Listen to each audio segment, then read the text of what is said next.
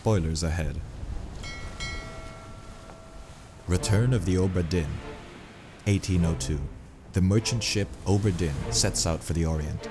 6 months later, it is declared lost at sea. 1807.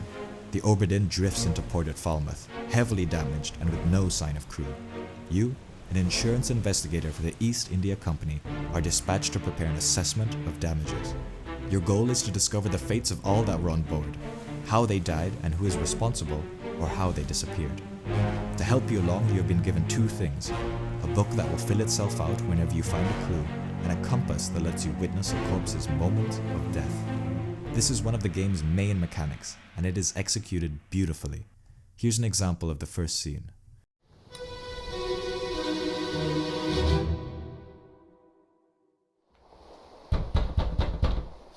Captain! Open the door! Kick it in. Ah! Lest we break it down and take more than those shells! You bastards may take exactly what I give you! In a way, the game reminds me of the film Memento. You're given this snippet of info near the end of the story, you have no context, you don't know who these are, and you don't know why any of this is happening. But I love this intro to the game. It's overly dramatic, it grabs your attention, and has the slightest whiff of conspiracy to push you to investigate more. Every death follows the same structure. You're given some audio preceding the moment, followed by a still of the exact moment of death that you can explore as you please. There were 60 people aboard this ship, and you need to find the exact fates of all of them. The task is a daunting one, and not every answer is straightforward. Sometimes you need to make logical deductions or just eliminate people that are unlikely candidates. Every time you get 3 fates correct, the game lets you know, and the jingle that follows never gets old.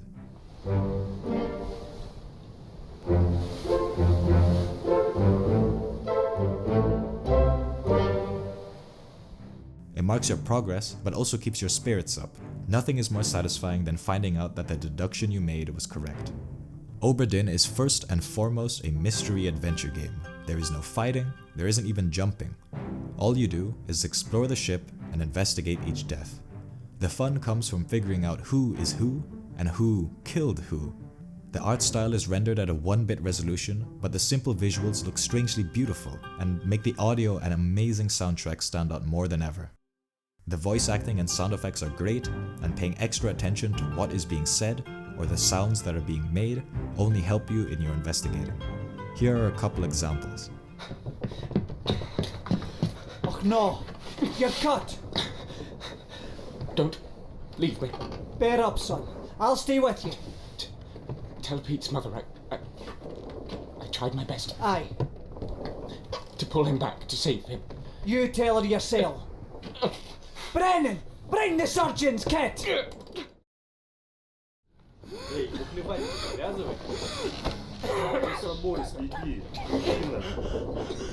Sayed? Sayed utho. Kuch pee lo. Naturally, as you piece together everyone's identities and fates, you also figure out what the actual story is.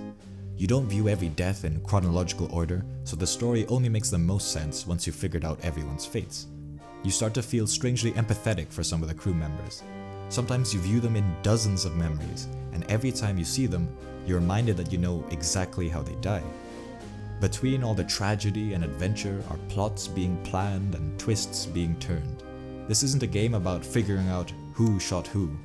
The deaths are varied, and you need to take a different approach to figure each one out. The conclusion of the game is locked until you figure out the majority of the crew's fate. Once you do finally unlock it and fill in the final pages of the book, you can finally rest easy. The ending feels conclusive and is made only more satisfying because your investigating is what brought you there. Fans of Lucas Pope's work won't be disappointed. From the dystopian document thriller that was Papers, Please to the insurance adventure that is Return of the Obra Dinn, this is another unique and charming entry to the indie game scene.